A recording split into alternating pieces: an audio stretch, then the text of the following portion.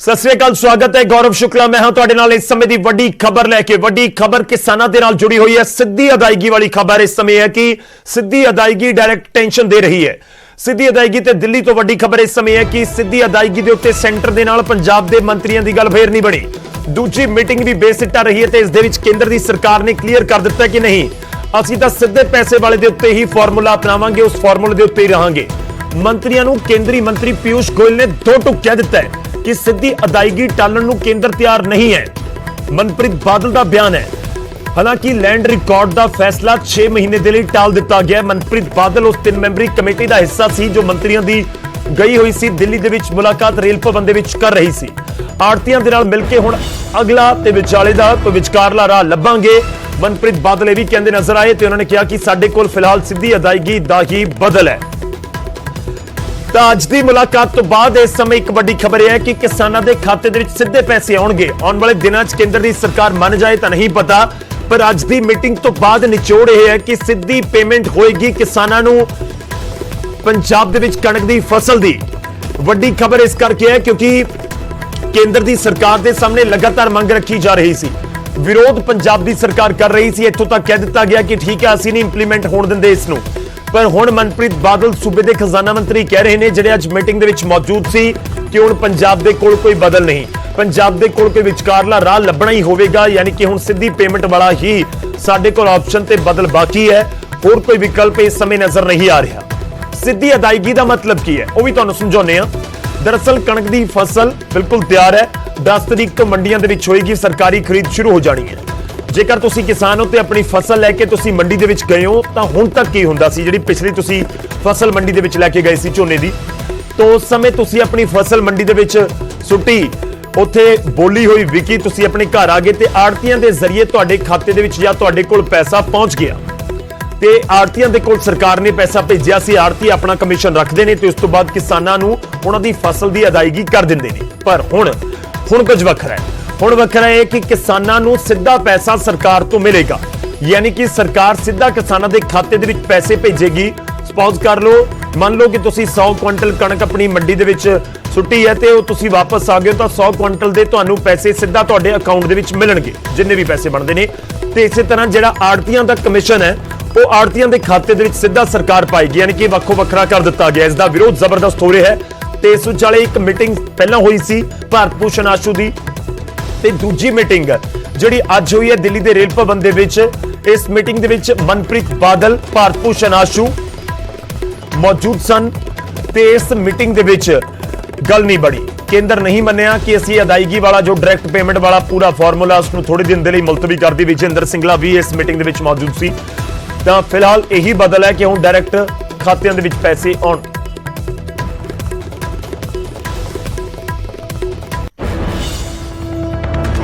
और सबसे जो वी फील की सबसे ज़रूरी था वो था जो गवर्नमेंट ऑफ इंडिया बोल रहे हैं कि डायरेक्ट ट्रांसफ़र टू बेनिफिशरी वो होना चाहिए।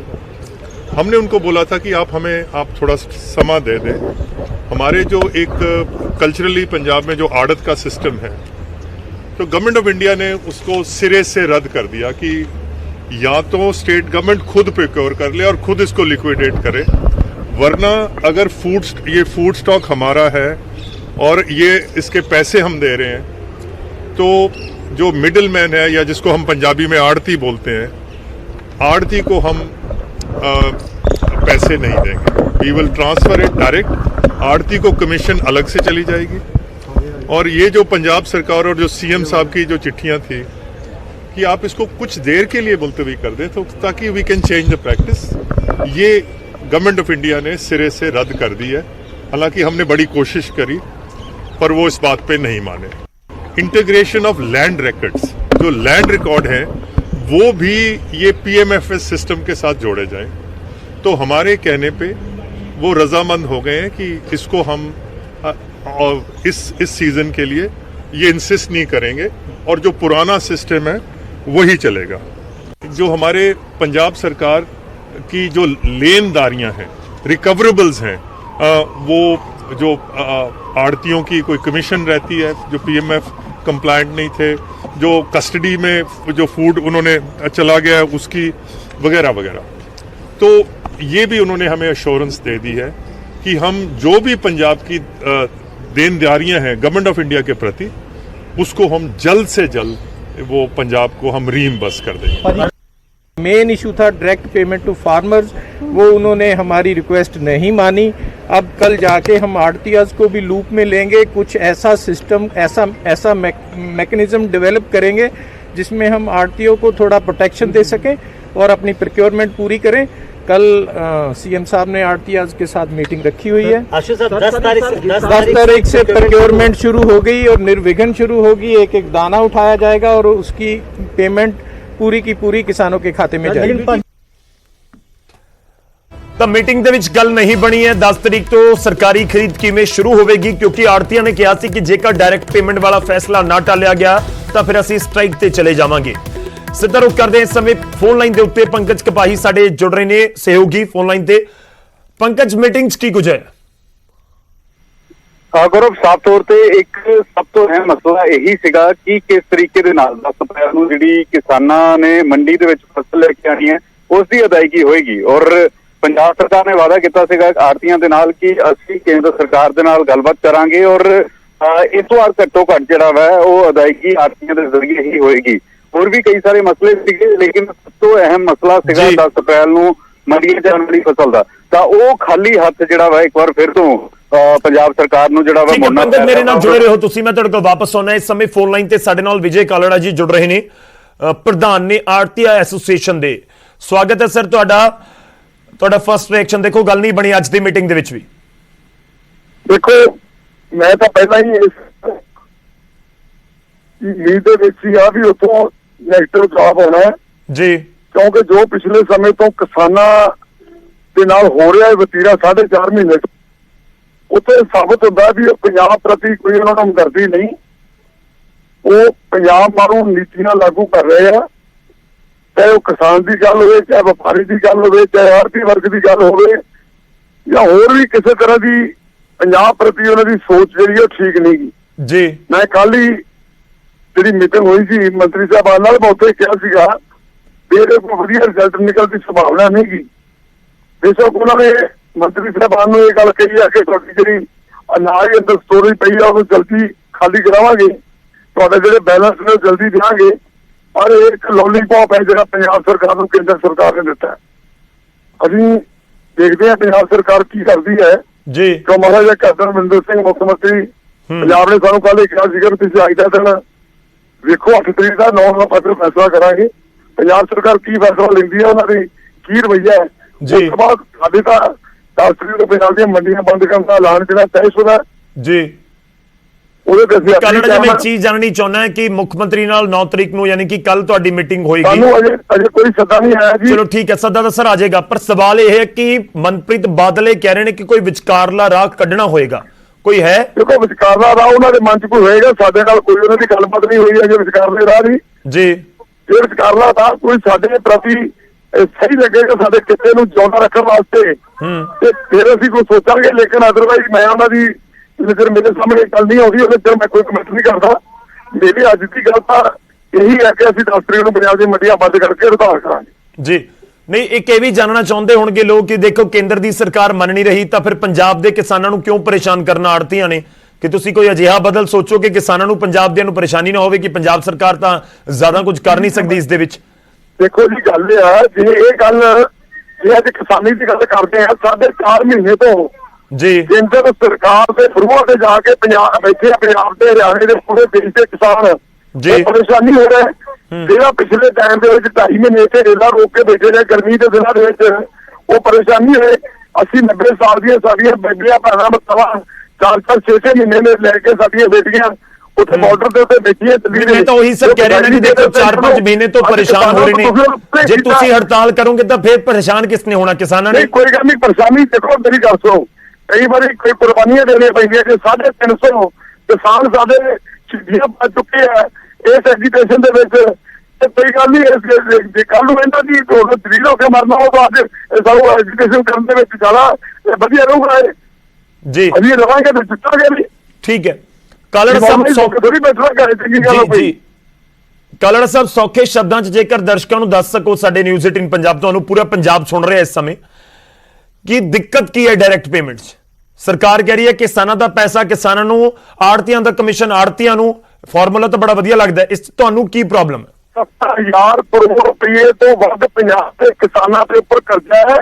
ਇਹ ਉਹਨਾਂ ਬੈਂਕਾਂ ਦਾ ਕਰਜ਼ਾ ਹੈ ਜਿਹੜੀਆਂ ਬੈਂਕਾਂ ਨੇ ਸਰਕਾਰ ਲਿਆਂਦੀ ਹੈ ਕੇਂਦਰ ਦੇ ਵਿੱਚ ਜੀ। ਉਹ ਸਾਰੀ ਰਿਕਵਰੀ ਐਤਕੀ ਕਰਕੇ ਤੇ ਨਹੀਂ ਕਰਨਗੇ। ਝੋਨੇ ਤੇ ਕਿਸਾਨਾਂ ਤੇ ਪੈਸੇ ਰੋਕ ਕੇ ਬੈਂਕਾਂ ਦੀ ਰਿਕਵਰੀ ਹੋ ਜੂਗੀ, ਕਿਉਂਕਿ ਉਹਨਾਂ ਨੂੰ ਪਤਾ ਹੈ ਕਿ ਬੈਂਕਾਂ ਨਾ ਤਾਂ ਬੈਂਕਾਂ ਦੀ ਕੋਈ ਨਿਲਾਮੀ ਕਰ ਸਕਦੀਆਂ ਜ਼ਮੀਨਾਂ ਜਿਹੜੀਆਂ ਕਿਸਾਨਾਂ ਦੀਆਂ ਨੇ, ਹੋਰ ਕੋਈ ਚਾਰਾ ਨਹੀਂਗਾ, ਕੋਈ ਕੁਰਕੀ ਨਹੀਂ ਕਰ ਸਕਦੇ, ਕੋਈ ਕਰਜ਼ੇ ਨਹੀਂ ਲੈ ਸਕਦੇ। ਇਹੀ ਹੱਲ ਹੈ ਕਿ ਫਸਲ ਦੇ ਪੈਸੇ ਕਿਸਾਨ ਦੇ ਖਾਤੇ ਜਾਓ।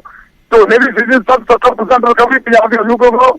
40,000 ਕਰੋੜ ਦਾ ਝੋਨਾ ਪਿਛਲੇ ਵਾਰੀ ਆਇਆ, 70,000 ਕਰੋੜ ਦਾ ਕਰਜ਼ਾ 40-50% ਆ ਜਾਣੇ ਤੇ ਬਾਕੀ ਉਹਨਾਂ ਦੀ ਵਿਆਜ ਵੱਧੀ ਆ।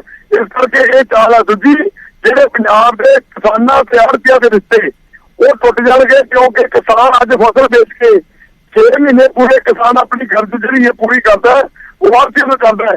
ਚਾਹੇ ਫਸਲ ਦੀ ਬਿਜਾਈ ਹੈ, ਚਾਹੇ ਠੇਕਾ ਦੇਣਾ, ਚਾਹੇ ਬੇਟੀ ਦੀ ਸ਼ਾਦੀ ਕਰਨੀ ਹੈ, ਚਾਹੇ ਕਿਸਾਨ ਨੇ ਕੋਈ ਆਪਣਾ ਇਲਾਜ ਕਰਾਉਣਾ, ਆਪਰੇਸ਼ਨ ਕਰਾਉਣਾ ਹੈ, ਜਾਂ ਕੋਈ ਮਕਾਨ ਧੂੜਾ ਪਿਆ, ਇਹ ਸਾਰੀਆਂ ਲੋੜਾਂ ਫਸਲ ਦੀ ਕਟਾਈ ਤੱਕ ਕਿਸਾਨ ਦੀਆਂ ਆੜ੍ਹਤੀਆਂ ਪੂਰਾ ਕਰਦਾ ਹੈ। ਬੈਂਕਾਂ ਵਾਲੇ ਗੱਲ ਸੁਣਨ ਨੂੰ ਤਿਆਰ ਨਹੀਂ, ਕਿਸਾਨ ਨੂੰ 100 ਰੁਪਏ ਨਹੀਂ ਦਿੰਦੇ ਵਾਸ, ਅਸੀਂ ਲੱਖਾਂ ਰੁਪਏ ਦਿੰਦੇ ਹਾਂ। ਉਹ ਸਾਰੀ ਰਿਸ਼ਤਿਆਂ ਦਾ ਫਰਕ ਆ ਜਾਏਗਾ। ਕਿਸਾਨ ਨੂੰ ਮਜਬੂਰ ਹੋ ਕੇ ਪ੍ਰਾਈਵੇਟ ਪਲੇਅਰਾਂ ਦੇ ਹੱਥਾਂ ਵਿੱਚ ਖੇਡਣਾ ਪਏਗਾ, ਉਹ ਬਰਬਾਦੀ ਵਾਲੇ ਪਾਸੇ ਵਧੇਗਾ ਜਿਹਦਾ ਕਿਸਾਨ ਵਿਰੋਧ ਕਰ ਰਹੇ ਸਾਰੇ 4 ਮਹੀਨੇ ਤੋਂ। ਉਹ ਚੀਜ਼ ਵਾਪਰੇਗੀ, ਸਰਕਾਰੀ ਖਤਮ ਹੋ ਜਾਣਗੀਆਂ, ਪੀਐਮਸੀ ਐਕਟ ਦੀ ਕੋਈ ਅਹਿਮੀਅਤ ਨਹੀਂ ਰਹਿ ਜੂਗੀ, ਐਸਸੀਆਈ ਕਰ ਜੂਗੀ, ਅਡਾਨੀ ਪਾਣੀ ਜਿਹੜੇ ਸਾਡੇ ਕਾਲੜਾ ਸਾਹਿਬ ਮੇਰਾ ਇੱਕ ਆਖਰੀ ਸਵਾਲ है, मेरे को समा बहुत पूरा जी जी कालड़ा साहब एक आखिरी सवाल है कि कोई विचकारला रहा है कि जेकर हुण नहीं मन रहा केंद्र तो हुण करिए की? हुण पंजाब सरकार तो तुहाडे सामने ही कहेगी कि नहीं मन रहा, दसो असीं की करिए? कोई विचकारला रहा है, तुसीं इस समय सोच रहे हो कि आ रहा हो सकदा है? देखो जे सानू कोई सरकार विचकारला राह दਊਗੀ ਜਿਹਦੇ ਨਾਲ ਕਿਸਾਨ ਦੇ ਹਿੱਤ ਵੀ ਸੁਰੱਖਿਅਤ ਰਹਿਣ ਤੇ ਆੜ੍ਹਤੀਆਂ ਵੀ ਜਿਹੜਾ ਬਚਿਆ ਰਹੇ। ਸਰ ਤੁਹਾਡੇ ਤੋਂ ਵੀ ਪੁੱਛਣਗੇ ਨਾ, ਤੁਸੀਂ ਦੱਸੋ, ਤੁਹਾਨੂੰ ਵੀ ਪੁੱਛਣਗੇ ਸੁਝਾਅ। ਡੈਮੋਕ੍ਰੇਸੀ ਦੇ ਸਵਾਏ ਇਸ ਤੋਂ ਸਾਡੇ ਕੋਲ ਕੋਈ ਚਾਰਾ ਨਹੀਂ ਜੀ। ਨਹੀਂ ਸਰ ਤੁਹਾਡੇ ਤੋਂ ਸੁਝਾਅ ਪੁੱਛਣਗੇ, ਦੱਸੋ ਕੀ ਕਰੀ? ਮਾਰਕੀਟ ਕਮੇਟੀਆਂ ਦਾ ਘਰਾਓ ਕਰਾਂਗੇ, ਰੋਜ਼ਾਨਾ ਮੁਰਦਾਬਾਦ ਕਰਾਂਗੇ ਕੇਂਦਰ ਦੀ। ਨਹੀਂ ਕਾਲੜਾ ਸਾਹਿਬ ਮੁੱਖ ਮੰਤਰੀ ਤੁਹਾਨੂੰ ਪੁੱਛਣਗੇ ਕਿ ਦੱਸੋ ਸੁਝਾਅ ਕੀ, ਆਪਾਂ ਹੁਣ ਕਰੀਏ ਕੀ? ਕੋਈ ਹੈ ਸੁਜੈਸ਼ਨ ਕਿ ਆਹ ਕੰਮ ਕਰਕੇ? ਸਾਡਾ ਦੇ 181 ਕਰੋੜ ਦਾ ਪੇਮੈਂਟ ਜਿਹੜੀ ਹੈ ਡਾਇਰੈਕਟ ਕਰਕੇ ਖਾਤੇ ਜਾਣੀ ਚਾਹੀਦੀ ਹੈ। ਜਾਂ ਕਿਸਾਨ ਨੂੰ ਆਪਸ਼ਨ ਦੇ ਦਿਓ ਵੀ ਕਿਸਾਨ ਆੜ੍ਹਤੀਆਂ ਤੋਂ ਲੈਣਾ ਚਾਹੁੰਦਾ, ਚਾਹੇ 15 ਲੱਖ ਦੇ 15 ਲੱਖ ਕਿਸਾਨ ਕਦੇ ਮੈਂ ਡਾਇਰੈਕਟ ਲੈਣਾ, ਪਰ ਇਹਦੀ ਮਰਜ਼ੀ ਜਿਹੜੀ ਕਿਸਾਨ ਦੀ ਹੋਣੀ ਚਾਹੀਦੀ ਹੈ ਜੀ। ਮਾਰਕੀਟ ਸਰਕਾਰੀ ਅਧਿਕਾਰੀ ਪੁੱਛਣਾ ਕਿਸਾਨ ਨੂੰ ਵੀ ਪੇਮੈਂਟ ਆੜ੍ਹਤੀ ਤੋਂ ਲੈਣੀ ਹੈ ਕਿ ਸਰਕਾਰ ਤੋਂ ਲੈਣੀ ਹੈ।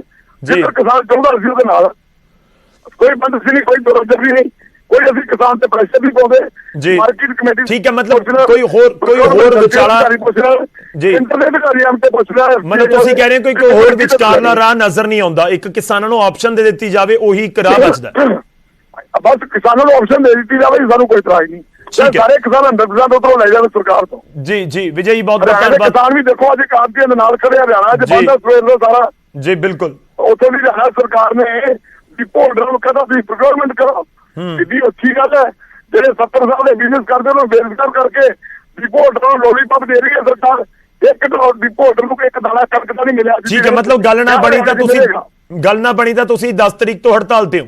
ਬਿਲਕੁਲ, ਜੇ ਸਾਨੂੰ ਕੋਈ ਉਹਨਾਂ ਨੇ ਵਧੀਆ ਢੰਗ ਜਿਹੜੇ ਕਿਸਾਨੀ ਤੇ ਆੜ੍ਹਤੀਆਂ ਦੇ ਹਿੱਤਾਂ ਨਾਲ ਖਿਲਵਾੜ ਨਾ ਹੁੰਦਾ ਹੈ ਤਾਂ ਅਸੀਂ ਮੰਨਾਂਗੇ, ਅਦਰਵਾਈਜ਼ ਅਸੀਂ ਹੜਤਾਲ ਤੇ ਜਾਵਾਂਗੇ। ਚਲੋ ਸ਼ੁਕਰੀਆ ਸਰ, ਬਹੁਤ ਬਹੁਤ ਧੰਨਵਾਦ ਸਾਡੇ ਨਾਲ ਜੁੜਨ ਦੇ ਲਈ, ਇਸ ਪੂਰੀ ਗੱਲਬਾਤ ਦੇ ਲਈ। ਤਾਂ ਵਿਜੇ ਕਾਲੜਾ ਜੀ ਸਾਡੇ ਨਾਲ ਫੋਨ ਲਾਈਨ ਤੇ ਅਸੀਂ ਪ੍ਰਧਾਨ ਨੇ ਆੜ੍ਹਤੀਆ ਐਸੋਸੀਏਸ਼ਨ ਦੇ, ਕਲੀਅਰ ਸ਼ਬਦਾਂ ਦੇ ਵਿੱਚ ਕਹਿ ਰਹੇ ਨੇ ਕਿ ਕੇਂਦਰ ਦਾ ਫੈਸਲਾ ਜੋ ਮਰਜ਼ੀ ਹੋਵੇ ਅਸੀਂ ਨਹੀਂ ਤਿਆਰ ਇਸ ਨੂੰ ਮੰਨਣ ਨੂੰ। ਡਾਇਰੈਕਟ ਪੇਮੈਂਟ ਵਾਲਾ ਜਿਹੜਾ ਫਾਰਮੂਲਾ ਨਹੀਂ ਲਾਗੂ ਹੋਣਾ ਚਾਹੀਦਾ।